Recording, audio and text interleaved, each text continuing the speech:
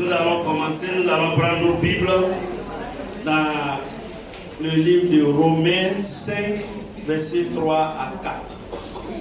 Romains 5, versets 3 à 4. Je lis la parole de Dieu. Bien plus, nous nous glorifions même des afflictions, sachant que l'affliction produit la persévérance. La persévérance, la victoire dans l'épreuve, et cette victoire, l'espérance. Acclame la parole de Dieu. J'ai donné comme titre la persévérance, la clé du bonheur en Jésus-Christ. La persévérance, la clé du bonheur en Jésus-Christ. Il n'y a pas de victoire dedans, il dit la persévérance, la clé du bonheur en Jésus-Christ. Bien aimé, dans ce passage de Romains 5, versets 3 à 4, l'apôtre Paul dit que nous pouvons nous glorifier des souffrances que nous subissons en tant que chrétiens. Et car cela va nous aider à persévérer patiemment et nous donner la force d'espérer. Ça veut dire quoi? Car en tant que chrétien, les difficultés que tu rencontres dans ta vie, ne te lamente pas de cela, plutôt réjouis-toi que tu rencontres des difficultés. Parce que cela va te forger, te donner la force pour avancer plus. Amen. Et cela va forger ta foi de telle sorte que la suite de ta vie, tu seras dans l'espérance de tout ce que Dieu nous a promis et ce qui va te faire vivre une vie de bonheur, une vie de joie. Parce que celui qui espère est dans la joie. Alléluia. Amen. Si tu rencontres une jeune fille que tu lui dis en janvier on va se marier, elle espère au mariage. Et elle est heureuse, elle est joyeuse. Elle ne se lamente pas. Alléluia. Donc c'est ce que l'apôtre Paul nous exhorte ici à faire. Ne nous plaignons pas des afflictions. Ne nous plaignons pas des difficultés que nous rencontrons. C'est pour nous préparer à rentrer dans la gloire de Dieu. Donc nous devons être heureux. Quand ces choses arrivent, nous savons que c'est parce que nous sommes en Jésus que ça nous arrive. Ceux qui ne sont pas en Jésus ne vivent pas les mêmes choses que toi. Alléluia. Amen. La persévérance, c'est l'action de persister, de demeurer ferme et constant dans un sentiment, dans une manière d'être ou d'agir dans une résolution. Tu as pris la résolution d'être chrétien, d'être en Jésus. Sois ferme dans cela, dans l'engagement que tu as pris jusqu'au bout. Ne vacille pas. C'est ça la persévérance. L'affliction, c'est les difficultés, la détresse, le malheur, les souffrances qu'on rencontre dans notre parcours. Bien-aimé, quand tu as donné ta vie à Jésus, Satan s'est donné pour mission de te décourager. Pour que tu abandonnes Dieu. Lui, il va travailler avec ses agents pour que tu te décourages, pour que tu sois déçu, pour que tu abandonnes. Parce que tu étais certainement, quand tu ne connaissais pas Jésus, c'est lui qui te contrôlait. C'est lui qui nous contrôlait. Il nous menait dans les choses que Dieu ne veut pas. Et quand nous l'avons quitté, il ne reste pas les bras croisés pour nous regarder comme ça. Il va travailler tous les jours de plusieurs manières à nous décourager, à nous faire abandonner la voie du Seigneur. Donc il va créer des obstacles sur notre chemin. Il va mettre des oppositions. Des fois les oppositions vont venir d'où tu ne penses même pas. Alléluia. Il va utiliser des gens que tu ne crois pas. Que c'est ceux-là, de ceux-là ça va venir pour te décourager. il a plusieurs trous dans son sac. La Bible dit qu'il rôde. Il rôde, il ne dort pas, il ne prend pas de repos. Son rôle, c'est ça, c'est de te décourager. Mais il va mettre des afflictions, des maladies, des incompréhensions, le mépris des gens, le rejet, la honte, l'humiliation. Ces choses-là, il va créer chaque jour ces choses dans ta vie.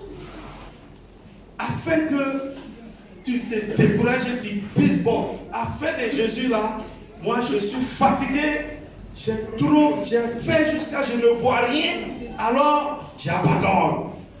C'est son objectif. Amen.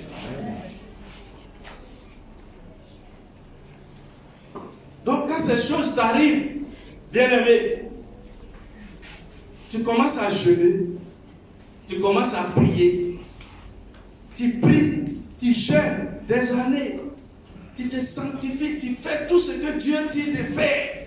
Mais tu vois que malgré cela, rien ne change. Rien ne change. Et tu es tenté de faire demi-tour. Vous savez, quand Dieu a sorti les enfants israélites d'Égypte, il dit qu'il va les conduire à la terre promise. Arrivé dans le désert, il y a eu des difficultés. Certains s'en ont pris à Moïse. Ils ont dit qu'ils veulent retourner en Égypte. Ils voulaient retourner en Égypte. Parce que le désert est dur. Le désert est difficile. Le désert est aride. Bien-aimé, la vie chrétienne, tu traverses d'abord le désert. Tu dois traverser le désert. S'il n'y a pas de désert, il n'y a pas de terre promise. La terre promise est de l'autre côté du désert. Et si tu vis une vie chrétienne rectiligne, tout va comme si des pâtés à roulettes. Ça dit que tu fais l'affaire de Satan. Si Satan te laisse tranquille, c'est que tu fais son affaire. Alléluia. Amen. Ceux qui font son affaire, ils le laissent tranquille. Mais si tu es en Jésus, il va te combattre. Parce que nous sommes en guerre. Le jour que tu as déclaré, Seigneur Jésus, à partir d'aujourd'hui, je renonce à Satan et je te donne ma vie, sois mon Seigneur et Sauveur, tu as déclaré la guerre. Tu es en guerre. Nous sommes en guerre. Alléluia. Amen. Alors, bien-aimé, sache que cette vie est faite de haut, de bas, de chagrin, de joie, de souffrance, d'épreuve. Mais il faut persévérer. Laisse-moi te dire qu'il y a quelqu'un qui est mort à la croix pour toi.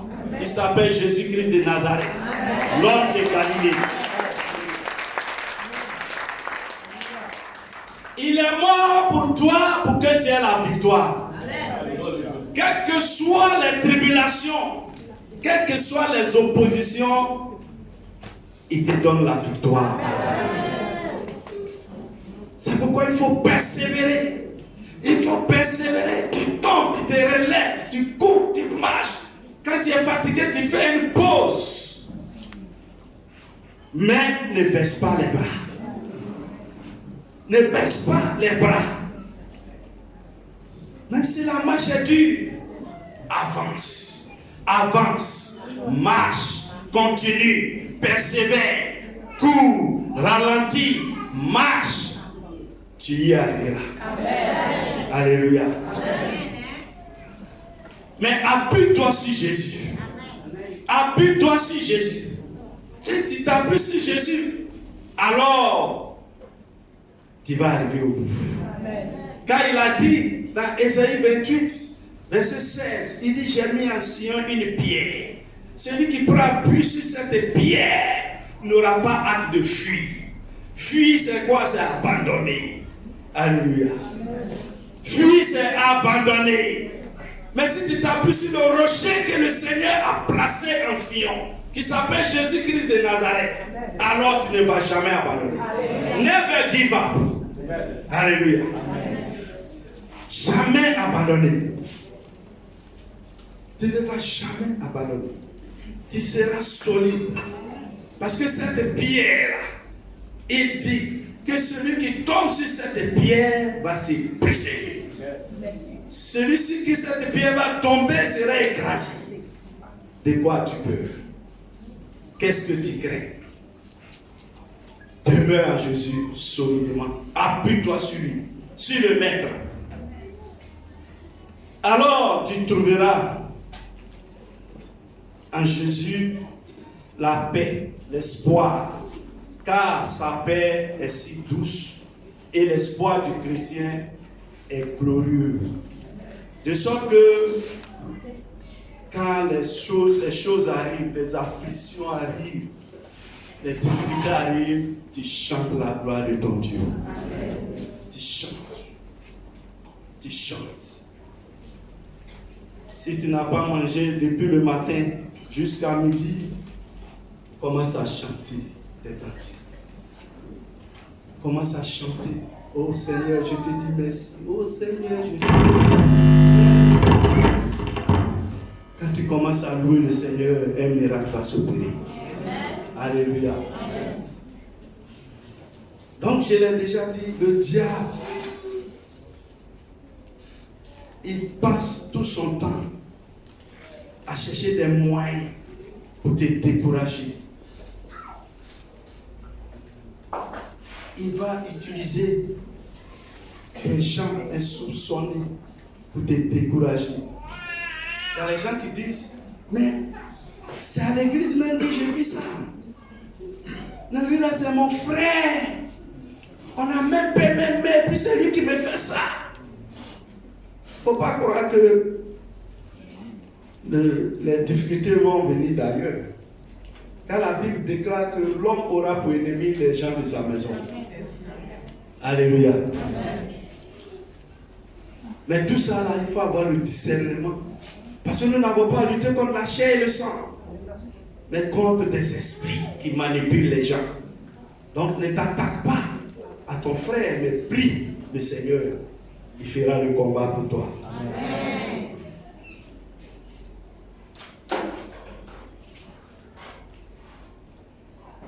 Dieu aussi peut créer, il peut te mettre dans des épreuves. Dieu peut te mettre dans des épreuves pour te tester. Parce que Dieu, c'est ton maître, n'est-ce pas? On dit Jésus est notre maître. Donc quand les enfants vont à l'école, ils ont un maître. Et le maître, arrivé à un certain moment, le maître, il fait composition. C'est pas ça? Donc Dieu, il envoie la composition. Des fois, ce que tu cherches là, Dieu même bloque d'abord pour voir ta foi. Pour voir si, quand ça va, tu es venu pour ça ou bien c'est parce que tu veux vraiment, tu aimes Dieu vraiment que tu es là. C'est ça qu'il fait aussi souvent. Parce que quand tu viens, certainement quelqu'un t'a évangélisé, il dit non, si tu viens à l'église, tu vas te marier. Tu vas trouver un bon mari. Et puis tu viens, tu fais 15 ans, il n'y a pas bon mari là. Tu vois rien. Mais Dieu, il a déjà préparé ton mari, il est là. Mais il attend. Il attend pour voir. Parce qu'il y a des gens qui sont venus, demain ils ont une bénédiction et puis ils ont envoyé la bénédiction dans l'autre camp. Ils ont quitté l'église. Oh, afin, je suis là, je me suis pris dedans. Oui, nous, on a vu beaucoup. Mais si on dit que vous saurez, donc on ne parle pas de ça. Mais nous, on a vu beaucoup. Il vient, instantanément, la chose s'accomplit et puis il disparaît. Maintenant, quand il appelle, non, papa, le boulot, les affaires. Oh, alléluia. Donc, Dieu fait durer aussi parfois pour te tester, pour éprouver ta foi. Parce que tant que la foi d'Adam et Ève n'avait pas été éprouvée, ils étaient des gens bien. Mais quand ils ont été éprouvés, ils sont tombés. Alléluia. Donc une foi qui n'est pas éprouvée n'a pas assez de puissance spirituellement. Parce que toi, tout est cadeau, tu as eu tout cadeau, tu as été né, accueilli en argent, tout. Tu n'as jamais suivi d'épreuve. Mais quand la première épreuve va venir, tu vas fuir, tu vas abandonner. Mais quelqu'un qui est passé par des tests, Dieu l'a passé par des tests, il a préparé dans le secret, avec de la souffrance. Même quand la Bible parle de Jésus-Christ dans Ésaïe 53, il dit, Dieu l'a éprouvé par la souffrance. Et il est devenu le premier de plusieurs. Alléluia. Même Jésus, il a été éprouvé par la souffrance. Ce qu'il a subi, aucun être humain ne peut supporter cela. Mais il a fait pas pour son intérêt, mais pour nous sauver. Dieu aussi nous teste. En tant que petit Christ, Dieu nous teste pour voir la qualité de notre foi. Parce que beaucoup, à la première épreuve, tombent. Mais malgré ça, si tu te relèves, que tu te tournes vers lui, il t'accueille comme le Père a accueilli l'enfant prodigue. Donc c'est ta persévérance, c'est de ta persévérance que naîtra les afflictions. C'est dans ta persévérance dans les afflictions que naîtra une foi solide, l'affermissement et la victoire. Parce que quand ta foi est solide, la foi déplace des montagnes. Et ces montagnes, c'est les difficultés. Quand tu es un homme de foi, quand les difficultés arrivent, tu ne pleures pas. Mais tu te lèves, tu fléchis genoux et tu déplaces ces montagnes. Qui es-tu, grande montagne, devant Zorobabel? Tu seras aplani. Alors, bien-aimé, persévère. Persévère, persiste, affermis-toi et tu auras la victoire en Jésus-Christ. Les difficultés devraient plutôt aiguiser ta foi, t'affermir. Tu dois être un homme, une femme éprouvée et non éprouvée. On va lire les textes. 2 Timothée 2, verset 15. 2 Timothée 2. Efforce-toi de te présenter devant Dieu comme un homme éprouvé, un ouvrier qui n'a point à rougir, qui dispense droitement la parole de vérité. Donc efforce-toi de paraître devant Dieu comme un homme qui a subi des tests, un homme qui a subi, qui est passé par des épreuves, qui a été testé et qui a surmonté ces épreuves. C'est ce que ça veut dire. Le deuxième texte, 2 Corinthiens 13, verset 5. Examinez-vous vous-même. Examinez-vous vous-même pour savoir si vous êtes dans la foi. Éprouvez-vous vous-même. Ne reconnaissez-vous pas que Jésus-Christ est en vous, à moins peut-être que vous ne soyez réprouvés. Alléluia. Être éprouvé, c'est avoir subi des épreuves, avoir été testé par des difficultés, des souffrances, le chagrin, le malheur, des catastrophes, la détresse. L'exemple de Job dans la Bible. Job a été éprouvé, sévèrement éprouvé. Job a tout perdu en une journée. Il a perdu ses enfants, il a perdu tout son bétail, son gros bétail, son petit bétail. Il a perdu tous ses biens. Et il a eu maladie dans la même journée. Tout s'est écoulé. Job était quelqu'un de considéré dans sa région, un homme riche, puissant. Quand il vient sur la place publique, les gens courent pour aller l'accueillir, pour l'installer à la place d'honneur. Mais en un coup, Job a eu des plaies sur tout son corps. Il a eu l'ulcère, on peut appeler ça aujourd'hui l'ulcère de Buruli ou quelque chose comme ça. Tout son corps est devenu plein. Au point qu'il prend des tessons de bouteilles pour se gratter, ça a démangé. Job est tombé. Il a tout perdu. Sa femme a dit, Job, maudit Dieu. Et puis on va mourir en même temps. Il dit jamais. Si Dieu me donne les bonnes choses, puis il accepte. Pourquoi quand le malheur vient aussi, il ne veut pas accepter? L'Éternel a donné, l'Éternel a repris. Que la gloire soit rendue à l'Éternel. Et il a dit, Seigneur, je reconnais maintenant que tu peux tout. Fais-moi voir ta gloire. Dieu l'a réhabilité et lui a donné le double de ce qu'il a perdu. Acclame Jésus. Il a persévéré. Il a été éprouvé. Mais Dieu lui a donné le double de ce qu'il a perdu. Et c'est comme ça que Dieu va te donner aussi le double de ce que tu as perdu. Qu'est-ce que tu as perdu? Tu as perdu ton travail? Tu as perdu ta femme? Tu as perdu ton mari? Tu as perdu une maison, une voiture? Qu'est-ce que tu as perdu? Tu as perdu ton honneur, ta dignité, ton argent. Dieu va te restaurer et te donner au double de ce que tu as perdu. Alléluia. Être réprouvé maintenant, c'est le contraire.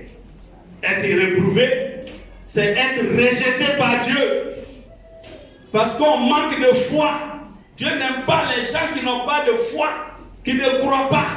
Il n'a rien à faire avec cela. Il n'aime pas les défaitistes. Ceux qui se découragent vite. Ceux qui abandonnent vite. Ceux-là, Dieu ne compose pas avec eux. Il ne fait rien avec eux. Parce que la monnaie du ciel, comme le dit mon père, l'apôtre Charles Abrougan, c'est la foi. Tu prends 100 francs pour aller chez le Mauritanien, tu dis je veux lotus, il te donne lotus. Mais chez Dieu, c'est la foi, on prend pour aller acheter. Acclame Jésus. Si tu n'as pas de foi, alors tu n'es pas chrétien. Alléluia. Parce que nous croyons que Jésus est Seigneur. Jésus est Dieu. C'est Dieu qui s'est fait chair pour venir vivre à nous sur la terre. Il a accompli le sacrifice suprême pour nous racheter de la mort du péché, pour notre rédemption. Si tu ne crois pas en ça, alors Dieu n'a rien à voir avec toi. C'est ça même. Amen. Alléluia. Amen. Parce qu'il dit dans Jean 3, verset 16, car Dieu a tant aimé le monde, qu'il a donné son Fils unique, afin que quiconque croit en lui ne périsse point, mais qu'il ait la vie éternelle. Tu auras la vie éternelle. Amen. Tu seras sauvé. Amen. Si tu crois en Jésus. Acclame pour toi.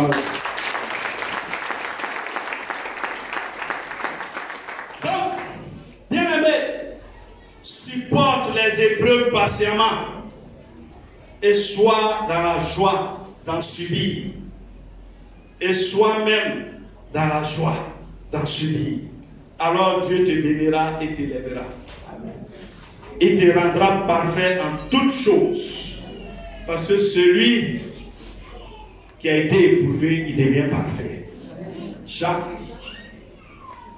1, verset 2 à 4. Celui qui a été éprouvé devient parfait. Jacques 1, 2 à 4. Il dit, mes frères, regardez comme un sujet de joie complète les diverses épreuves auxquelles vous pouvez être exposés. Sachant que l'épreuve de votre foi produit la patience.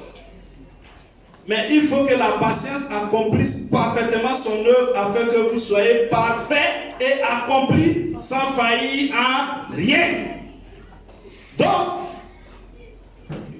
quand tu es affligé, que tu es content de ça, dis oh Seigneur merci, tu fais comme les pierres les Paul, les Jacques, quand ils sont affligés, ils disent oh, gloire à Dieu. Si tu fais ça, au lieu de maudire Dieu, tu fais ça. Dieu va te donner d'être parfait et accompli et de ne faillir à rien. Tu es infaillible. Quelles que soient les situations, tu es serein. Amen. Alléluia. Amen. Parfois on panique parce qu'on ne croit pas. Alléluia. On panique parce qu'on ne croit pas. On compte sur nos propres forces. Si tu comptes sur Jésus, ta foi doit être solide. Amen. Si tu comptes sur Adonai, ta foi doit être inébranlable. Amen. Parce qu'il dit, ceux-là, ils comptent sur les chars, sur leurs fusils, sur leurs chevaux. Mais nous espérons en notre Dieu l'éternel. Et nous, ils plient et ils tombent. Mais nous restons debout. Nous sommes calés, serrés et imperturbables.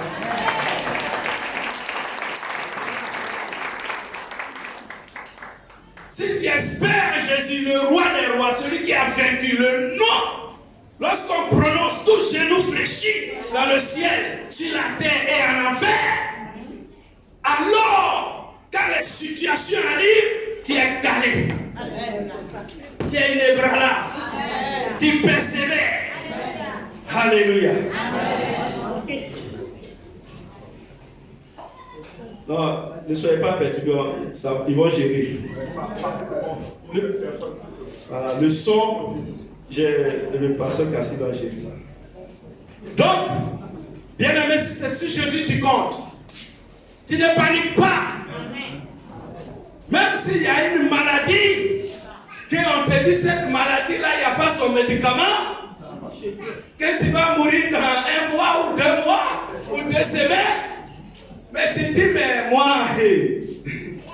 je sais en qui j'ai cru. Amen. Je ne mourrai pas, je vivrai. Lui qui a parlé là, c'est un mortel comme toi. Lui, il a fabriqué, il a créé quoi? C'est lui qui m'a créé, il m'a dit. C'est lui qui croit en moi. Même s'il est déclaré mort, il vivra. Alors toi, tu as peur de quoi? Bien aimé. Moi qui te parle, je suis un exemple de foi. Quand le Seigneur m'a appelé, j'ai hésité longtemps à répondre à son appel. Parce que tout jeune que j'étais, l'objectif c'était d'avoir un bon travail et puis gérer sa famille. Alors, quand j'entends la voix là dire, laisse ton bara, ton travail là, laisse ça, et puis viens me servir en plein temps. Je dis, ça va, rien de moi Satan. Mais, pardon, je ne savais pas. Donc, il entend cette voix, je quitte au port, je marche, je viens à la maison, j'entends la voix là me parler. Mon fils, il faut laisser travailler ça là. Maintenant, va me servir en plein temps. Il dit, arrête de moi, Satan. J'ai fait des années de galère. Et puis, il y a eu un petit job. Tu m'as dit de laisser ça. Non, ça, c'est pas Dieu. Amen. Mais qu'est-ce qu'il a créé? Le comptable. On avait, bon, moi, il n'y avait pas d'enfant à l'époque qui allait à l'école. Mais quand on dit préscolaire, je prends aussi. Dans le préscolaire, il a pris 50 000 francs seulement.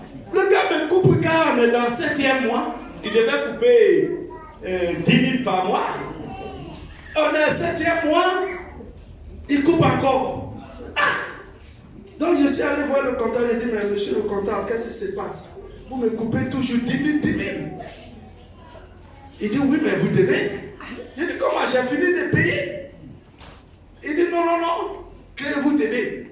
J'ai dit, bon, sortez les archives, on va voir s'il n'a pas fini de payer. Il dit, non, les archives sont poussiéreuses, lui, il ne va pas aller sur les archives. De quitter devant lui. Ah, c'est devenu houleux. Donc, dans le bureau, là, la patronne est venue. Monsieur, quoi maintenant, il y a quoi? Il explique. La femme l'a dit, bon, il faut partir, on va voir ça après. Quand je suis sorti du bureau, Je marchais, arrivé vers Solibra. J'entends la voix me dire, mais t'es quoi? C'est moi, je mélange là-bas. Il dit, travaille ça, il faut laisser. Là, je suis arrivé à la maison, il dit, Seigneur, pardonne-moi. Et puis, j'ai laissé ce travail-là. Acclame Jésus. J'ai laissé ce travail. Mais bien aimé, je vais te dire, depuis que j'ai laissé ce travail, jusqu'à aujourd'hui, c'était 2012, voilà, je n'ai jamais dormi le ventre vide. Et j'ai fait de gloire en gloire. Oui, c'est pas tout en dire. Mais j'ai fait de gloire en gloire. Acclame Jésus. Je veux que ça t'arrive comme ça aussi. Quand tu suis Jésus, persévère. Persévère.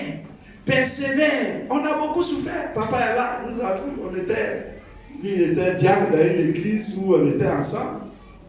Mais il a vu comment on a bossé. Et on le faisait avec joie. On le faisait avec joie.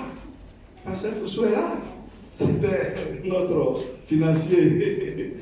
On le faisait avec joie. Quand on dit rassemblement, on donne les mots d'ordre, on répond.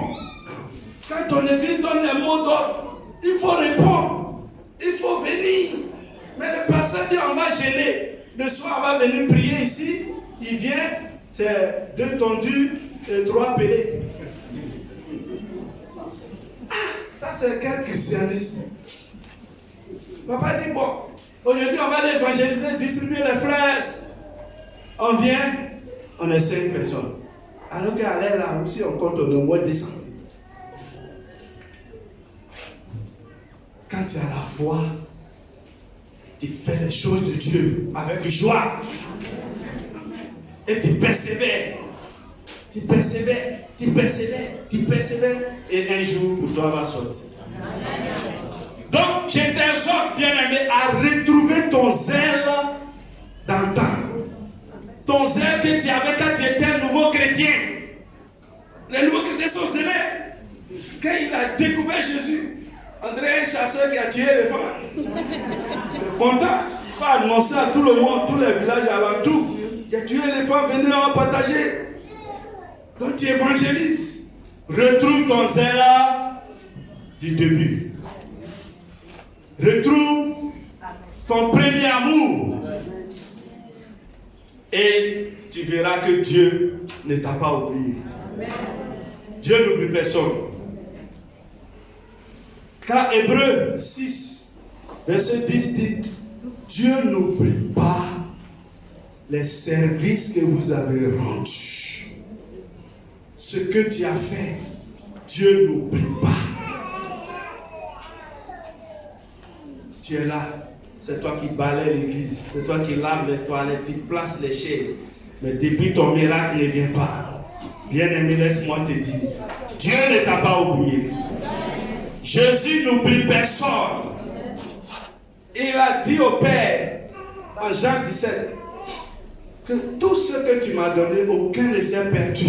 Sauf celui qui était prédestiné à se perdre. Donc, nous tous qui sommes là, si nous demeurons en Jésus, aucun de nous ne va se perdre. Amen. Il va nous conduire tous dans le bon pâturage. Alléluia. C'est vrai, les choses sont difficiles pour toi en ce moment, mais persévère jusqu'au bout. Affermis ta foi malgré tout. Fais une pause et ne baisse pas les bras. Je l'ai déjà dit. Donc, le bonheur est près de l'homme fatigué et chancelant. Le bonheur est près de l'homme fatigué et chancelant. Mais hélas, il ne le sait pas. Je te donne une illustration. Un orpailleur, un travailleur de mine, il creuse un puits pour chercher de l'eau. Il creuse, il creuse, il creuse, il creuse. 20 mètres, il ne trouve rien. 50 mètres, il ne trouve rien. Il dit, oh, si là, il n'y a pas d'eau, je suis fatigué. Et il abandonne. Un autre se promène et puis il voit un trou. Il dit, ah, quelqu'un a cherché un peu d'or ici, on dirait, bon, je descends, il va creuser. Lui, il descend, il donne un seul coup de pioche, bah, et puis voilà le filon. Il est tombé sur l'or en même temps, un coup de pioche. L'autre a abandonné là, mais lui, il est venu, il a donné un coup. Il a trouvé l'or. Si tu n'avais pas abandonné, tu aurais pris l'or. Peut-être que le bout du tunnel n'est pas loin, bien aimé. Le bout du tunnel, personne ne sait. C'est où? Quelle est sa limite? Il suffit d'un peu d'effort de plus, peut-être. Mais tu es abandonné. Et puis tu as perdu l'or. N'abandonne pas. Ne recule pas. Ne retourne pas en Égypte. Car Dieu récompense la persévérance, la fidélité. C'est ceux qui iront jusqu'au bout qui seront couronnés. C'est-à-dire, ils hériteront des promesses de Dieu sur la terre et au ciel. Les promesses de Dieu concernent aussi la terre et au ciel. Les anciens chrétiens disent, persécutez-moi sur la terre,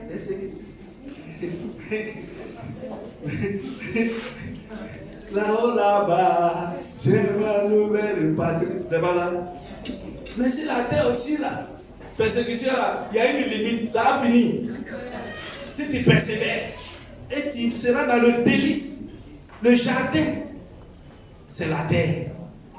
Sur terre ici, Dieu va te donner une récompense. Le jour où tu vas monter aussi vers lui, tu auras une récompense là-bas. Acclame Jésus. Donc, presque terminé. Voici quelques récompenses ou couronnes promis aux croyants persévérants. 1. La couronne incorruptible. 1 Corinthiens 9, verset 25. Ceux qui auront la couronne incorruptible, Jésus va dire, bon serviteur, rentre dans la joie de ton maître.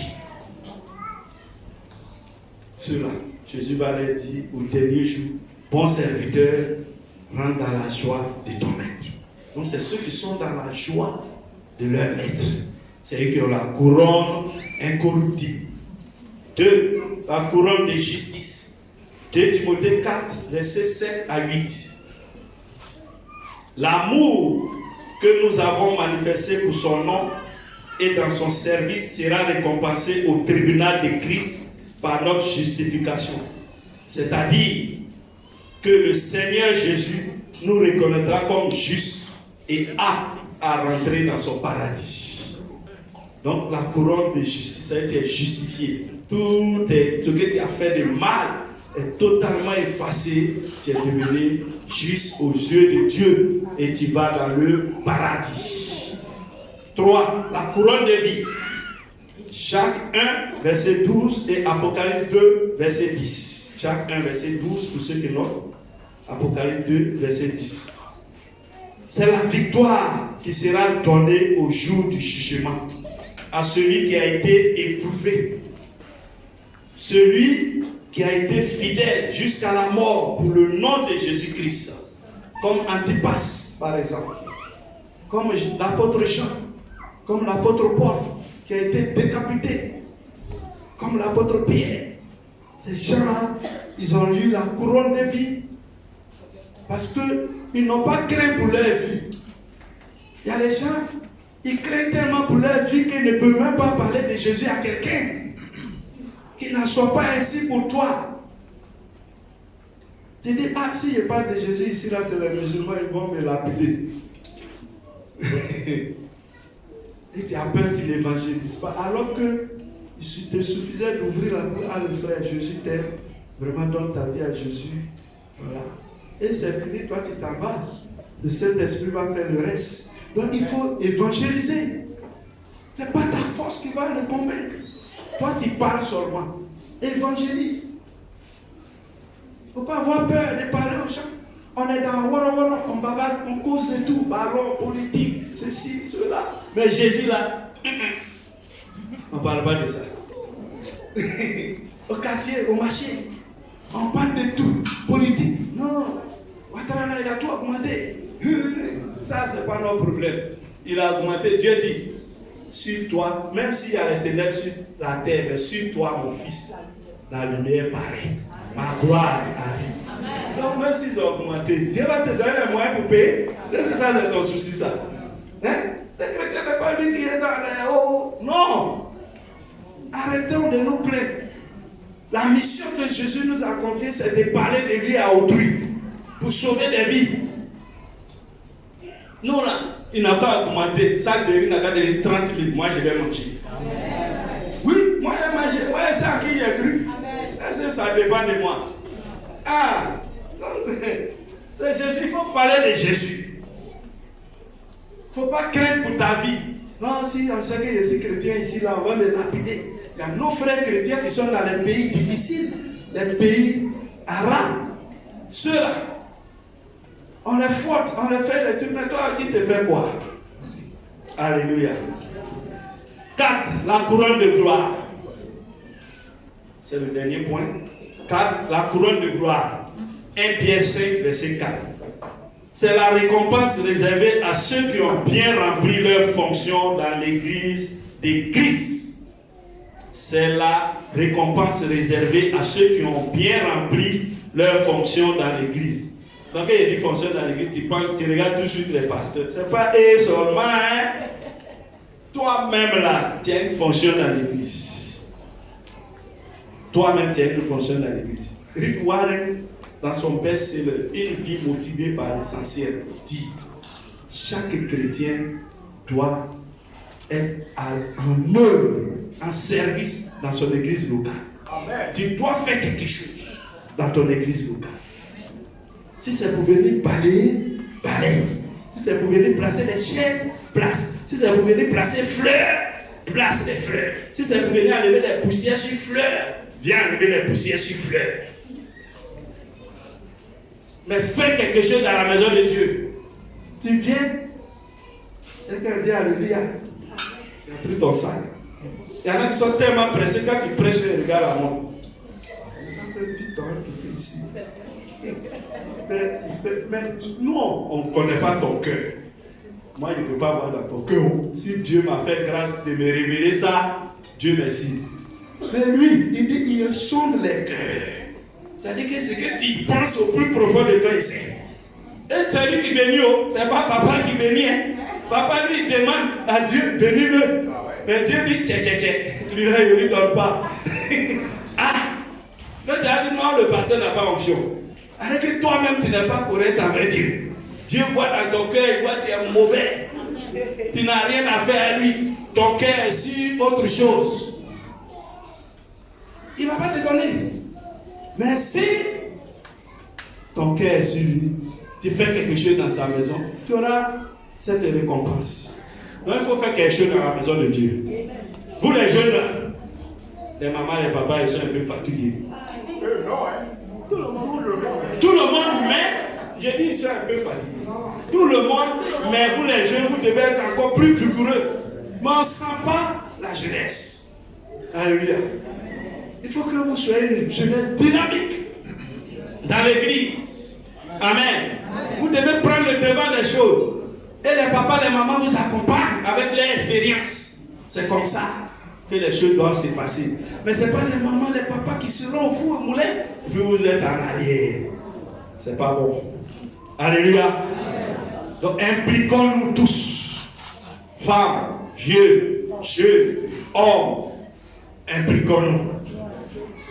Impliquons-nous dans l'œuvre de Dieu.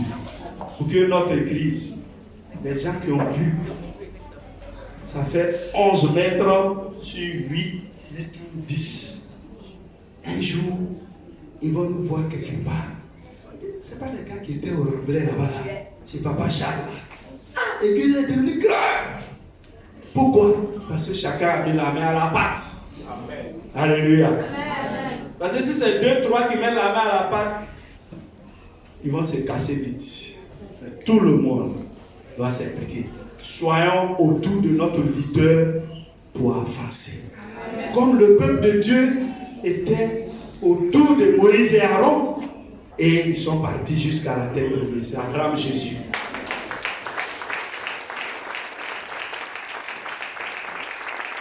Donc, en plus de ces récompenses célestes qui sont les couronnes, Dieu te donnera aussi une vie terrestre accomplie. Une vie de bonheur, une vie de prospérité, une vie d'épanouissement, une vie de bonne santé, une vie de victoire. Tu seras élevé, tes enfants seront bénis, ta maison sera bénie, tes entreprises seront bénies, ton commerce va prospérer. La grâce de Dieu va t'accompagner tous les jours jusqu'au retour de Jésus. Alléluia. Bien-aimés, que nul de vous ne souffre en effet comme meurtrier ou voleur, ou malfaiteur, ou comme s'ingérant dans les affaires d'autrui. Donc si tu allais faire ton papatoya et que les gens te persécutent, ça, c'est pas persécution que Jésus va venir gérer. Voilà, c'est toi-même qui as fait ton papatou. Il t'est allé t'ingérer dans les affaires des gens. Là, j'ai parlé tout de suite là. Tu es sur Facebook, c'est toi qui fais les commentaires pour insulter les gens. S'ils sont venus t'attraper pour envoyer à la maca, il ne faut pas demander au pasteur de prier.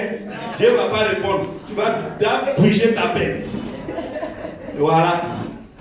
Mais si tu souffres parce que tu es chrétien, c'est ce que Pierre est en train de nous dire ici, c'est la parole de Dieu ici en train de dire. Donc il dit, mais si quelqu'un souffre comme chrétien, qu'il n'en est point honte, et que plutôt il glorifie Dieu à cause de ce nom, dit l'apôtre Pierre dans 1 Pierre 4, versets 15 à 16.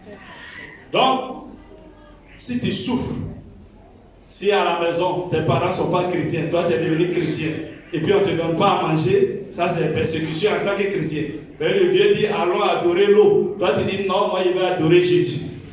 Et puis à cause de ça, il ne te donne pas à manger, ou bien mettre tes bagages dehors, ça tu souffres à cause de Jésus. Jésus va trouver solution pour toi. Mais si tu allais insulter ton papa, il t'a vidé de la maison, ça Jésus ne va pas trouver solution. Et il dit honore ton père et ta mère, tu auras longue vie et tu seras béni. Amen. Abonne entendeur salut. Romains 8, verset 16 à 19 nous dit en substance, et je paraphrase, en tant qu'héritier de Dieu et co-héritier de Christ, nous devons supporter patiemment les épreuves actuelles qui ne sont que passagères. Donc les épreuves en tant qu'enfant de Dieu, les épreuves que tu vis actuellement en tant que chrétien, c'est passager, ça va passer. Après cela, le Seigneur nous révélera au monde entier dans la gloire. Il dit le monde attend la révélation des fils de Dieu. Alléluia. Aujourd'hui, tu n'es rien.